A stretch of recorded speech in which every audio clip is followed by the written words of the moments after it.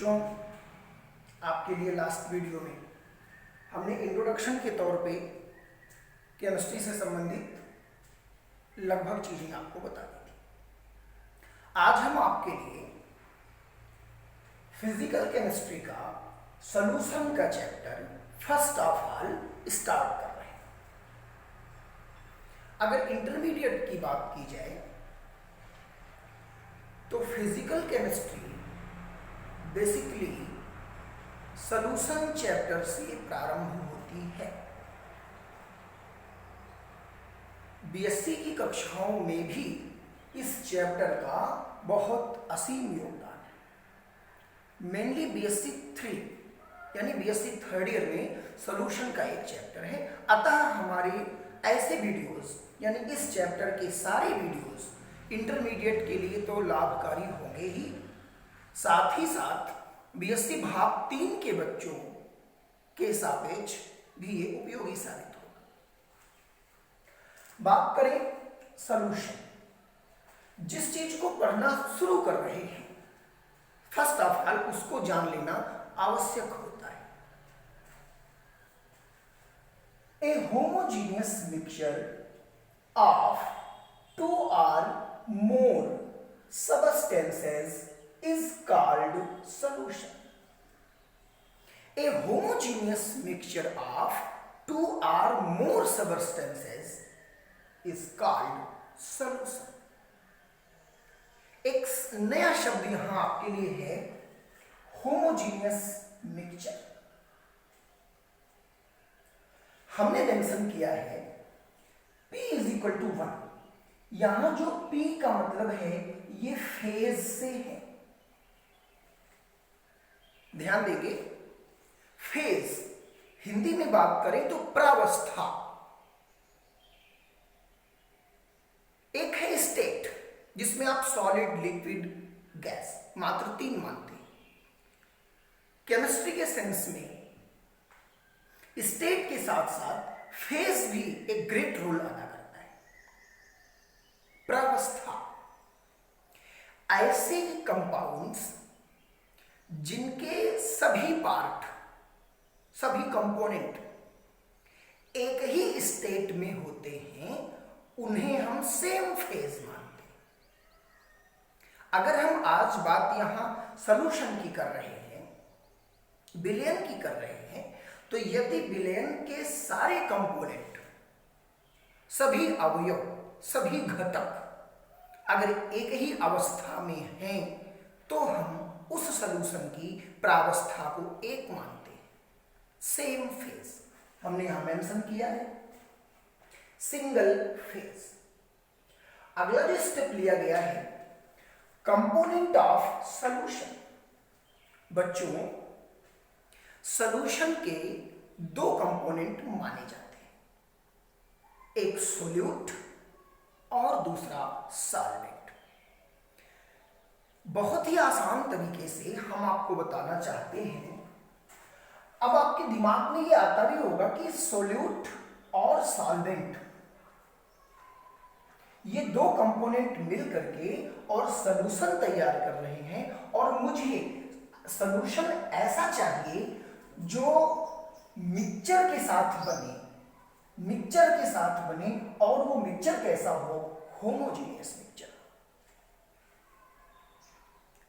अब दिमाग में बात आती है what is solute, what is solute, what is solvent. भाई ये दोनों मिल करके तब जाके सॉल्यूशन बनते हैं। फर्स्ट ऑफ ऑल हम आपको हिंदी में समझाते हैं। हमारे यूपी बोर्ड के स्कॉलर हिंदी को प्रेफर करते हैं, हमारे सीबीएसई और हमारे बीएससी के स्कॉलर्स वो इंग्लिश मीडियम में पढ़ना चाहते हैं। हमारा ये वीडियो आपको मिक्स करके यानी Hindi as well as English दोनों तरह की भाषाओं में नोट्स और दोनों तरह की भाषाओं में समझने के लिए उपयोगी साबित होगा। बच्चों, जिस सब्सटेंस को मिलाना है, जिस सब्सटेंस को मिलाना है उस सब्सटेंस को हम सोल्यूट कहते हैं। जिसमें मिलाना है जिसमें मिलाना है उसे हम सॉल्वेंट कहते हैं। किसी ने अचानक से क्वेश्चन कर लिया व्हाट इज सोल्यूट, उसको आप जवाब कैसे देंगे? किसी विलयन का वो पार्ट जिसको हम मिलाते हैं उसे सोल्यूट कहते हैं, जिसमें हम मिलाते हैं उसे सॉल्वेंट कहते हैं। और तो और जो बनकर तैयार होता है, जो बनकर तैयार होता है उसे हम सॉल्यूशन कहते हैं। Such as solute plus solvent is equal to solution of in makes solute को सॉल्वेंट में मिलाया गया, सॉल्यूशन तैयार है। किसी भी विलेय को विलायक में मिलाए तो विलयन तैयार है। इसके बाद आगे चलते हैं थोड़ा सा। Types of solution. हमने उसके स्टेट की दृष्टि से, अमाउंट की दृष्टि से आइए देखें बच्चों। जब हम सोल्यूट को वेरी लेस ऐड करते हैं, सोल्यूट को बहुत ही कम मात्रा में लिया जाए और सॉल्वेंट को अधिक मात्रा में लिया जाए, उस समय जो सॉल्यूशन तैयार होता है उसे हम डाइल्यूट सॉल्यूशन कहते हैं। हिंदी में तनु विलयन कहा जाता है। नेक्स्ट, अगर हम उसी सोल्यूट को थोड़ा सा ध्यान देंगे, यहां वेरी लेस था, अब यहां लेस है, वेरी लेस था, अब ये लेस है। इसका मतलब कि पहले की तुलना में कुछ ज्यादा तो है लेकिन बहुत ज्यादा नहीं है। पहले की तुलना में कुछ ज्यादा है क्योंकि पहले बहुत ही कम था, अब कम है। तो यदि सोल्यूट को लेस रखा जाए और सॉल्वेंट को मोर रखा जाए, कंपेयर करेंगे, सॉल्वेंट अभी भी उतना ही है लेकिन सोल्यूट पहले की तुलना में कुछ ज्यादा है, तब इन दोनों को मिलाते हैं तो कंसंट्रेट सॉल्यूशन बनता है, जिसको आप हिंदी में सांद्र विलयन कहते हैं। आइए नेक्स्ट, अब क्या है? मोर। उसी सोल्यूट को हमने अब क्या किया? मोर कर दिया, यानी ज्यादा कर दिया। सॉल्वेंट को लेस कर दिए, सॉल्वेंट को थोड़ा कम कर दिए, किसकी तुलना में? सोल्यूट की तुलना में। तब जो सॉल्यूशन तैयार हुआ उसे सैचुरेटेड सॉल्यूशन कहा गया और हिंदी में संतृप्त विलयन कहा गया।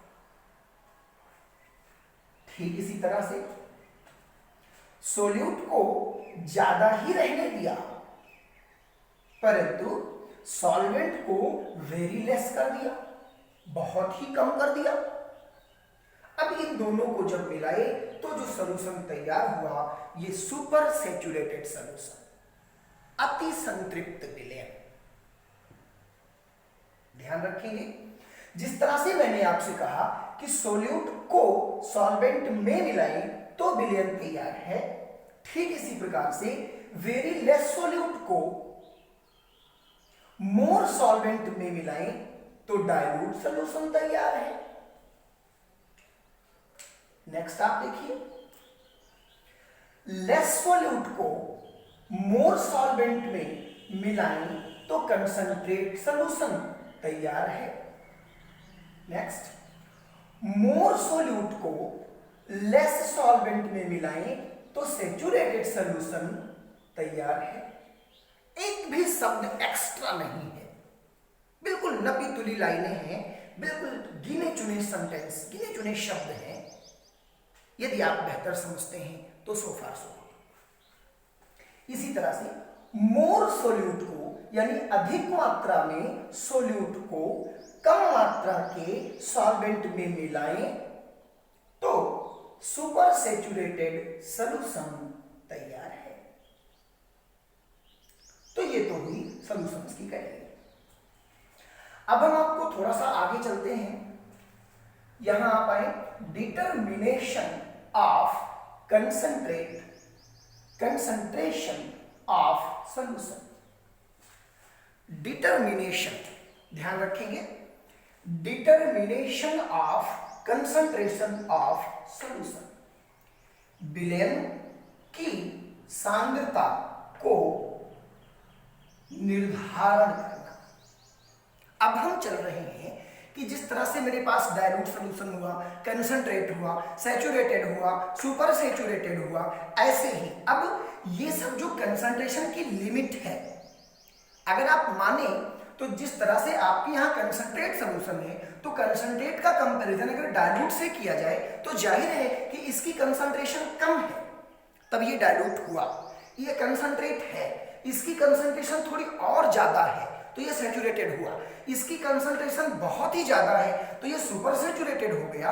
हालांकि ये सॉल्यूशन तो इतना सैचुरेटेड, इतना हायर कंसंट्रेशन का होता है कि it is the tending to solid state.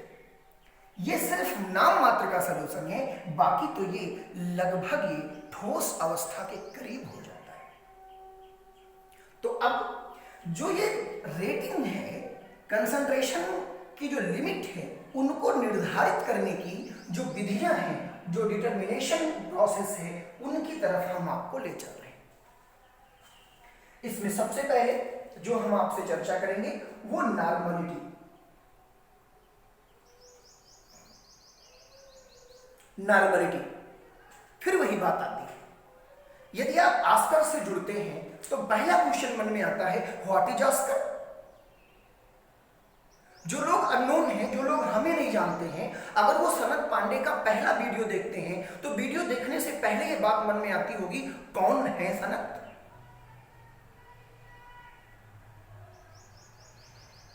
आइए, first of all normality. What is normality? बिल्कुल लिमिटेड वर्ड्स की डेफिनेशन मैंने आपको नोट कराई है। देखें, the gram equivalent dissolved in 1 liter solution are known as normality। एक बार पुनः देखें, the gram equivalent dissolved in 1 liter solution are known as normality।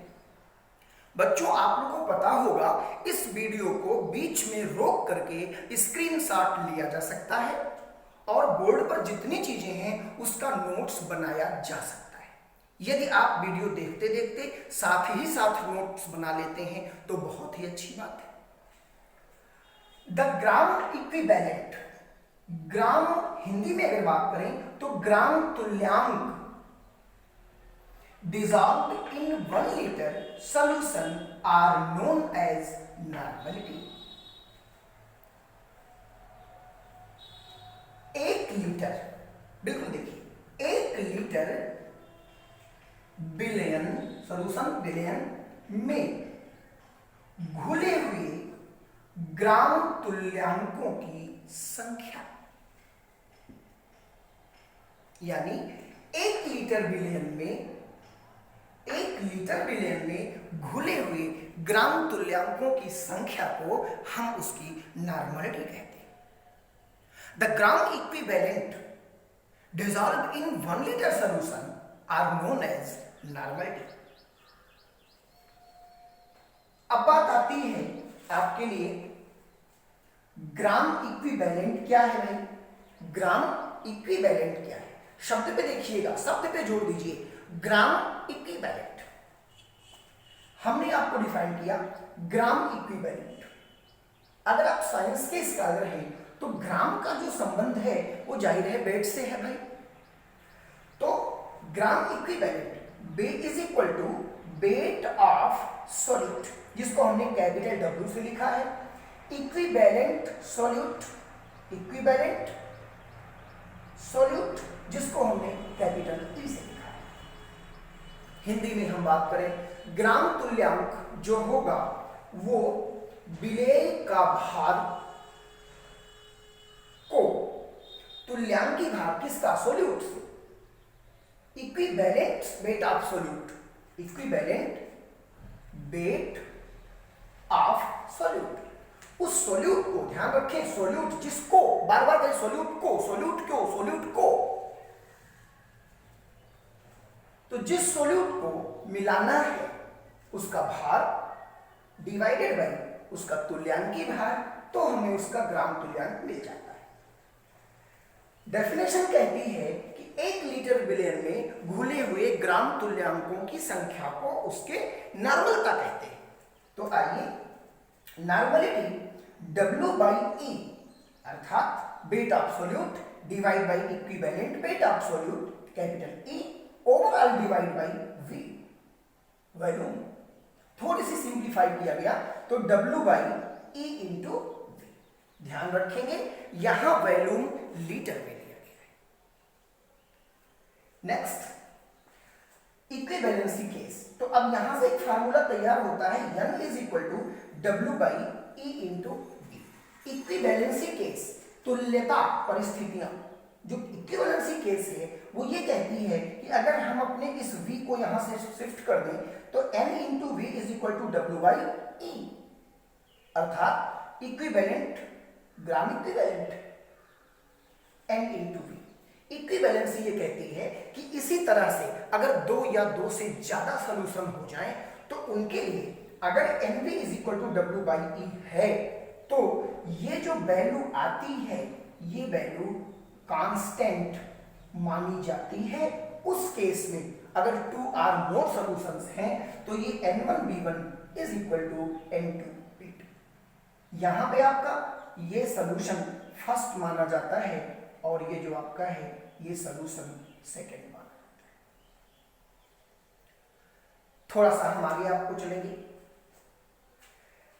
But W/V, अगर आप इस फार्मूले को देखते हैं तो W/V जिस प्रकार इस लाइन में हमने अपने V को शिफ्ट किया था, नेक्स्ट क्या कर रहे हैं, इस V के बजाय हम E को शिफ्ट कर रहे हैं। अगर E को शिफ्ट किए तो N इंटू E मिलेगा और जो बचेगा वो W/V बचेगा। तो but W/V is equal to strength. आप साइंस के स्कॉलर हैं, W भार, V वॉल्यूम आयतन, तो W/V हमारा स्ट्रेंथ होता है, इसलिए उस सॉल्यूशन का जो स्ट्रेंथ शक्ति बन करके आती है वो स्ट्रेंथ ऑफ सॉल्यूशन ये क्या बचा, N और इंटू E। तो इस पर भी क्वेश्चंस आते रहते हैं, क्योंकि सिंपली नॉर्मलिटी तो सबको याद रहता है, अचानक से स्ट्रेंथ पूछ दिया जाता है तो स्ट्रेंथ जब भी पूछा जाए तो N और इंटू E का मल्टीप्लीकेशन ही स्ट्रेंथ होता है। अब हम इससे संबंधित आपको कुछ क्वेश्चंस की तरफ ले चल रहे हैं। बच्चों ध्यान देंगे, 18.25 क्वेश्चन को भी ध्यान देखिए। 18.25 gram HCl dissolved into 500 ml solution gives the normality of solution।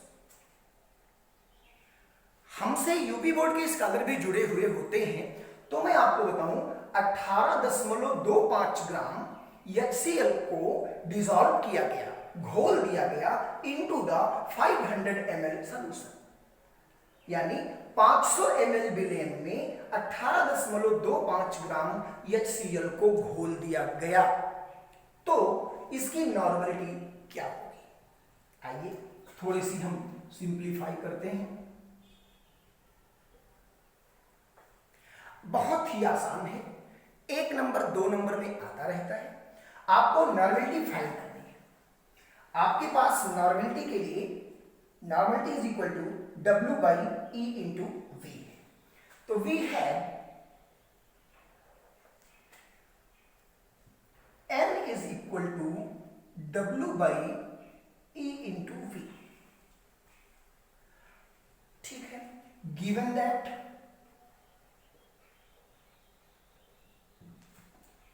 18.25 gram.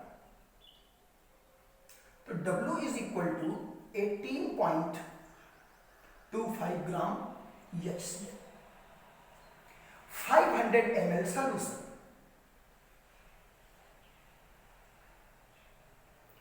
E ये अननोन होता है, इसे हमें आपको अपनी जानकारी के अनुसार रखना होता है। हम आपको बताते चलें, E जो कैलकुलेट होगा वो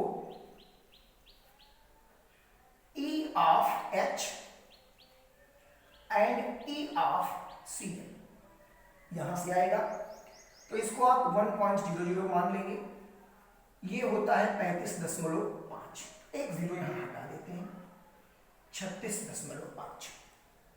इस तरह से अब हम इस फार्मूले में पुट कर सकते हैं। आइए देखते हैं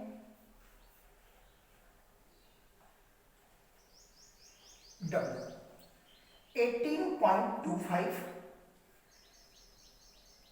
डिवाइड बाई 36.5 इंटू, अब जो वैल्यूम हमें ट्रेस करना है वो लीटर में रखना है।